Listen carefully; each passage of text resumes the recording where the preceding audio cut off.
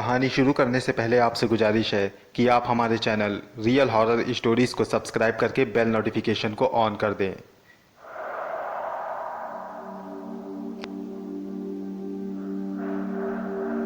उसकी सांसें उमर जहां के चेहरे से टकरा रही थीं। इसका मतलब ये था कि वो उमर जहां के बिल्कुल करीब था।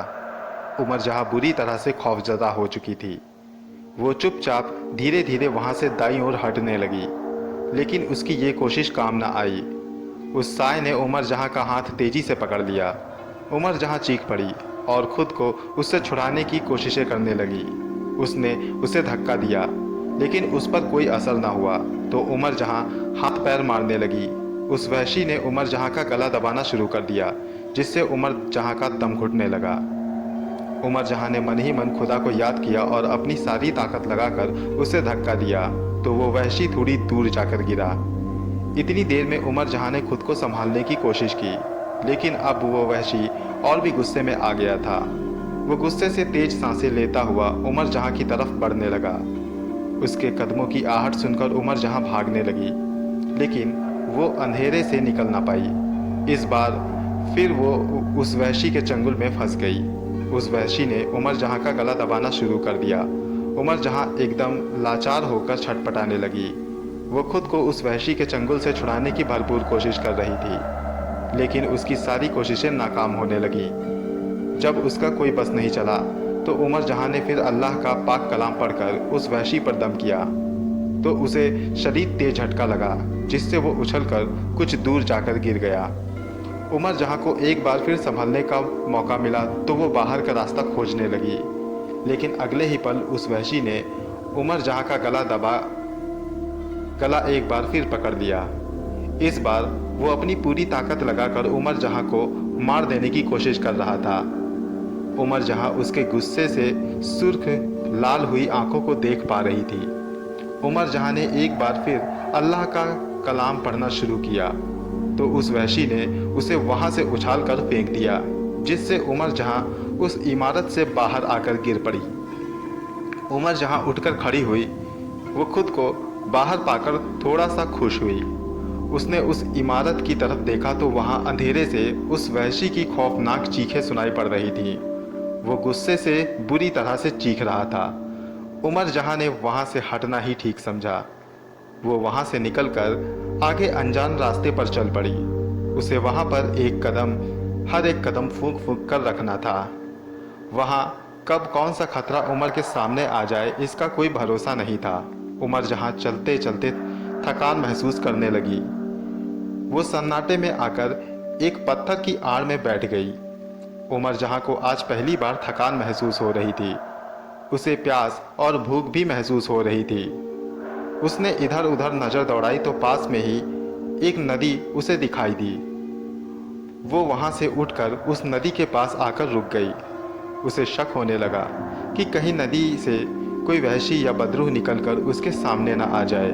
कुछ देर वो किनारे पर खड़ी रही, यही सोचती रही। फिर हिम्मत करके वो आगे बढ़ी। उसने आहिस्ता से पानी को अपनी हथेलियों में लिया तो ये देखकर उसे काफ़ी हैरानी हुई कि उस नदी का पानी काफ़ी मोटा और शहद से भी कई गुना ज़्यादा गाढ़ा है। ये देखकर उसने पानी वहीं छोड़ दिया और किनारे पर बैठकर वो ये सोचने लगी कि अब वो बाबा जी का काम कैसे करे।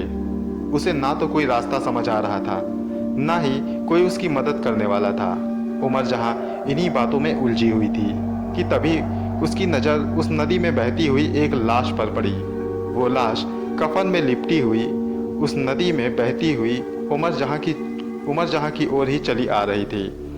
उस लाश को देखकर उमर जहां एक पत्थर की ओट लेकर उसे देखने लगी। वो लाश बहते हुए उसी किनारे पर आकर फंस गई। कुछ देर फंसे रहने के बाद उमर जहां एक अजीब मंजर देखती है। उस लाश में अब धीरे धीरे हरकत हो रही थी। ऐसा लग रहा था कि वो लाश कफन से अपने हाथ बाहर निकालने की कोशिश कर रही थी। वो लाश हिलते हिलते ही अपने आप किसी लकड़ी की तरह सीधी उठने लगी। सीधी खड़े होकर उस लाश ने अपने हाथ कफन से बाहर निकाले और फिर सिर पर लिपटा हुआ कफन का कपड़ा फाड़ दिया। कपड़ा हटते ही उसकी भयानक सी शक्ल नपुतार हुई। वो किसी आदमी की लाश थी जो अब बदरूह बन चुका था। वो पानी से बाहर निकल कर आया और अंगड़ाइयाँ लेने लगा और फिर बड़बड़ाते हुए वो कहने लगा, कमबख्त इंसान, जब तक मैं जिंदा रहा, अपने पैरों पर चलता रहा, तब तक सब मेरी खिदमत करते थे, मुझे देखकर सलाम करते थे। जब मैं पास होता तो बैठने के लिए कुर्सियाँ देते थे।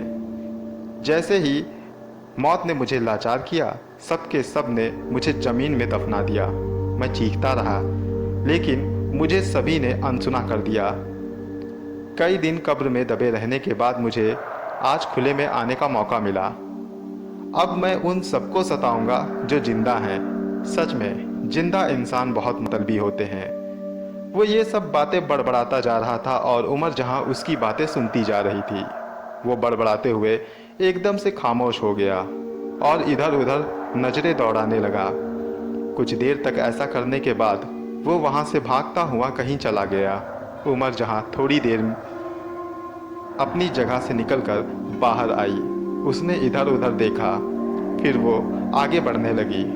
उमर जहाँ अनजाने रास्ते पर बढ़ते हुए चली जा रही थी कि तभी उसे महसूस हुआ कि कोई उसके पीछे चल रहा है। उसने एकदम से पीछे पलट कर देखा तो पीछे किसी को ना पाया। वो एक बार फिर अपने रास्ते पर चलने लगी। इस बार उसे ज़मीन पर किसी के पाँव रखने की आहट महसूस हुई। उमर जहाँ इस बार बिना पीछे मुड़े अपने रास्ते पर बढ़ती रही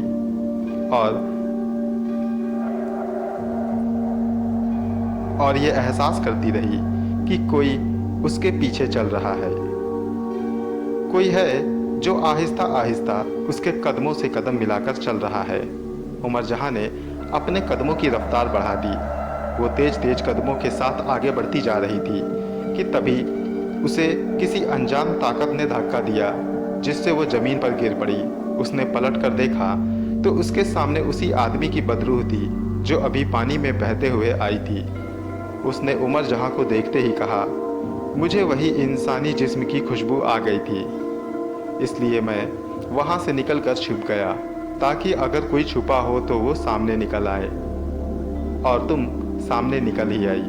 मैं तुम्हारा वहीं से पीछा कर रहा हूँ लड़की, क्योंकि मैं तुम्हें मौत के घाट उतारना चाहता हूँ। इंसानों का मैं दुश्मन हूँ। इतना कहकर वो उमर जहाँ को मारने के लिए झपटा, लेकिन उमर जहाँ फुर्ती से अपनी जगह से उठकर दूर खड़ी हुई। लेकिन वो बदरूह नहीं रुका। उसने उमर जहाँ पर फिर हमला किया और उसकी गर्दन दबाने लगा। उमर जहाँ को लगा कि जैसे उसके ऊपर हजारों इंसानों का बोझ लाद दिया गया हो। उसने बचने के लिए कोशिशें जारी रखी और किसी तरह उसे धक्का देकर उसको दूर ढकेल दिया। लेकिन वो बदरूह गुस्से में आकर फिर उमर जहाँ पर झपटा और धक्का देकर उमर जहाँ को एक पेड़ से लड़ा दिया। पेड़ से टकराकर उमर जहाँ के सिर पर चोट आ गई। उमर जहाँ लड़खड़ा कर वहीं गिर गई। अब उस बदरूह ने एक बड़ा सा पत्थर उठाकर उमर जहाँ पर फेंकना चाहा, लेकिन तभी एक धमाके के साथ वो बदरूह दूर जा गिरा। उमर जहाँ ये देखकर काफ़ी हैरान हुई। उसने देखा कि वहाँ पर एक लड़की हाथ में खंजर लिए उस बदरूह को घूर रही थी। वो बदरूह अपनी जगह से उठा और फिर उस लड़की की तरफ बढ़ने लगा, लेकिन उस लड़की ने अपना खंजर उसके सामने कर दिया, जिसको देखकर वो अपनी जगह रुक गया और वहाँ से भाग गया। उस लड़की ने अपने खंजर में एक कपड़ा लपेटा और उसको अपनी कमर में बांध लिया और उसने पलटकर उमर जहाँ को देखा।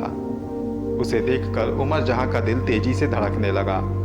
उमर जहाँ ने देखा कि उस लड़की की आंखों की पुतलियाँ बिल्कुल सफ़ेद हैं, बाल खुले हुए और चेहरे का रंग सफ़ेदी मार रहा, ऐसा मालूम दे रहा था कि उसके शरीर से खून का नामो निशान मिट चुका है।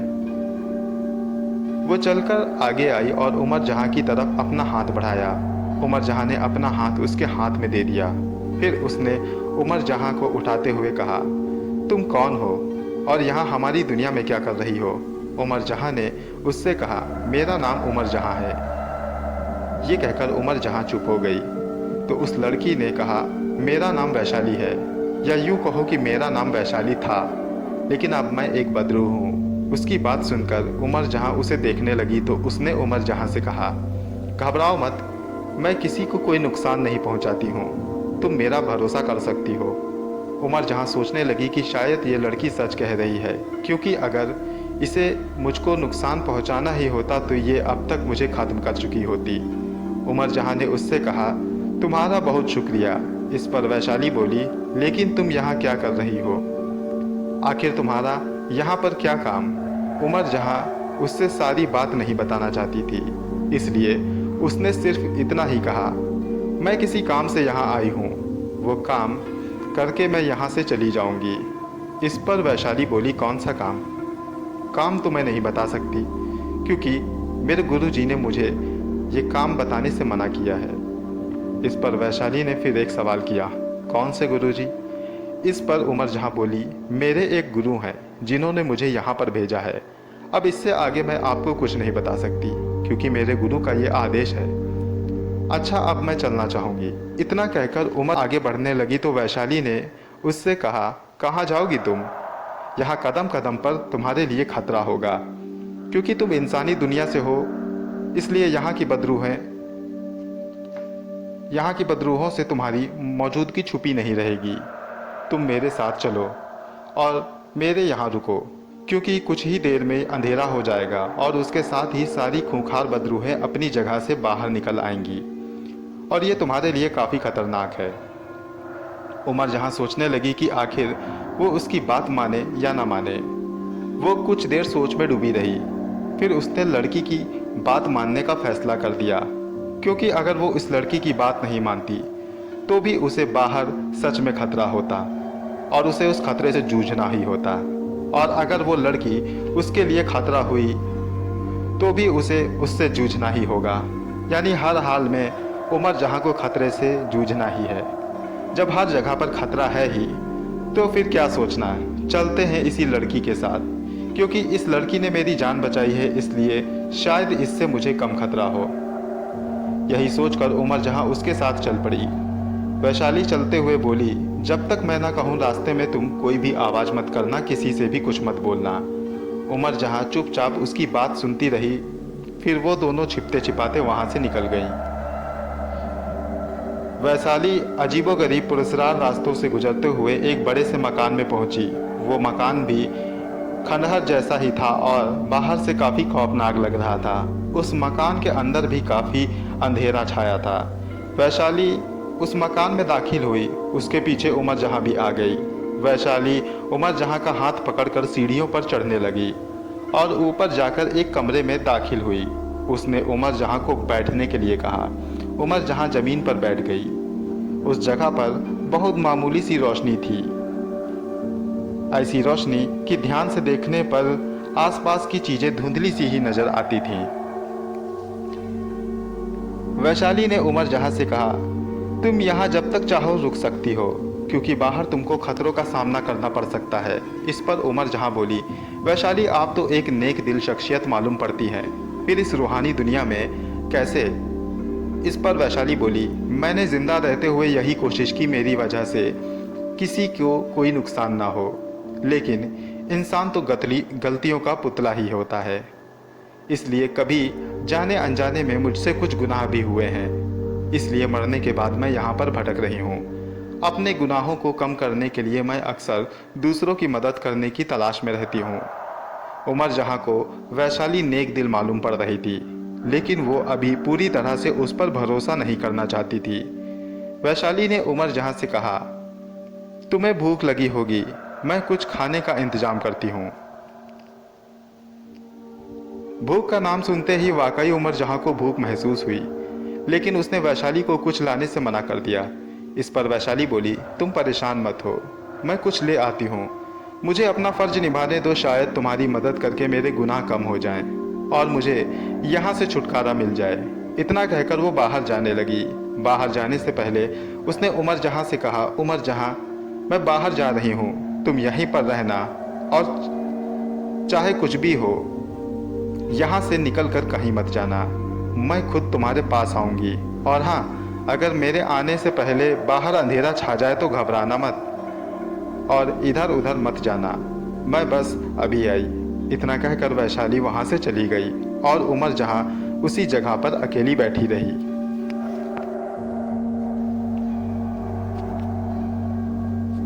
वो वैशाली के बारे में सोचने लगी कि शायद वैशाली उसके काम में उसकी मदद कर सके, त्रिशूल और बाबा जी के शिष्य को ढूंढने में उसकी पूरी तरह से मदद कर सके। वहाँ बैठे बैठे वो चारों ओर देखने लगी। उसे थोड़ा खौफ महसूस हुआ, लेकिन किसी तरह वो खुद को संभाल कर बैठी रही। कुछ देर में उसने देखा कि बाहर अंधेरा होने लगा है। अंधेरा होने के साथ वहाँ का माहौल और भी खौफनाक हो गया था। अंधेरे में वहाँ फिजाओं में दहशतगर्द आवाज़ें गूंजने लगी थीं। उमर जहाँ अंदर से ही बाहर देखने की कोशिश करने लगी। तभी उसकी नज़र नीचे के गेट पर पड़ी तो वो खौफ से लरज़ गई। वहाँ एक भयानक शक्ल की औरत थी जो अंदर झांक रही थी।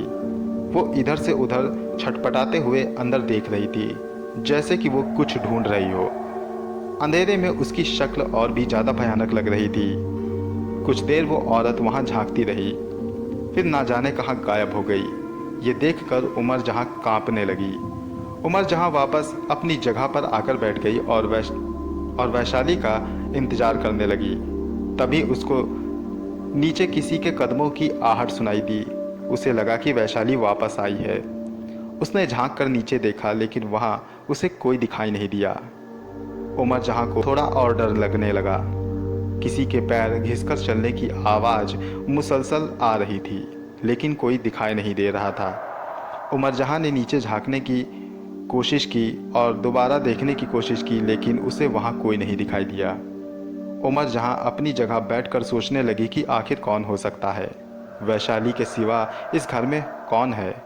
वो अभी ये सोच ही रही थी कि तभी उससे कदमों की आहट ऊपर आती हुई सुनाई दी। उमर जहाँ का दिल तेजी से धड़कने लगा। वो उस अंधेरे में देखने की कोशिश कर रही थी, लेकिन कुछ देख ना पा रही थी। धीरे धीरे कदमों की आहट ऊपर तक आकर एकदम से रुक गई।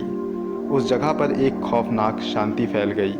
उमर जहाँ अपनी सांसें थामे वहीं बैठी रही। कुछ देर में उसे लगा कि वहाँ कोई बैठा उसे घूर रहा है। उसने सीढ़ियों की तरफ नजरें उठाई तो उसके हाथ पांव ढीले पड़ गए। उसे वहाँ अंधेरे में दो लाल आंखें दिखाई दी जो उमर जहाँ को घूर रही थी। ये देखकर उमर जहाँ की चीख निकल गई। दोस्तों, ये कहानी जारी है। इस कहानी का अगला भाग मैं जल्द आपके पास लेकर आऊँगा। कहानी आपको कैसी लग रही है हमें कमेंट बॉक्स में लिखकर ज़रूर बताएं। मिलता हूँ अगली बार इसी कहानी के अगले भाग के साथ। और अगर आपने हमारे दूसरे चैनल इंडियन स्टोरीज़ को सब्सक्राइब नहीं किया है तो उसे भी सब्सक्राइब कर लें। उसका लिंक डिस्क्रिप्शन में है। धन्यवाद।